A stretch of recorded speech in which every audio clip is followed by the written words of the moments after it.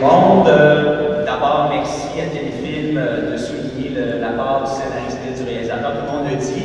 Je trouve ça extraordinaire. Bien, c'est sûr que le prix Guichet d'Or, ce qui est très agréable, c'est que Réponse Cliché, c'est un prix du public, mais c'est vraiment ça.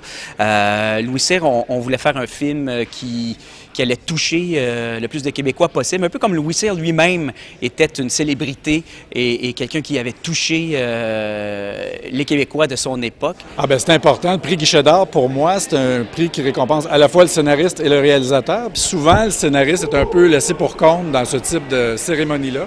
Ça fait du bien d'avoir un prix qui mette le scénariste en évidence et puis qui reconnaisse que c'est un travail qui est quand même important dans un film, l'histoire.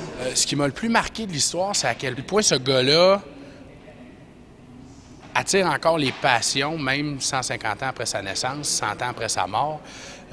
Il remplit encore ses salles, puis il brise encore des records.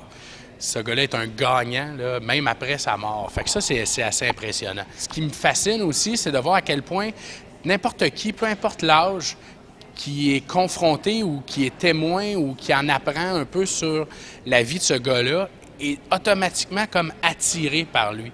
C'est rare que tu racontes l'histoire de Louis Cyr à quelqu'un puis que ça laisse quelqu'un indifférent. Moi, j'interprétais le rôle d'Emiliana Cyr dans le film Louis Cyr.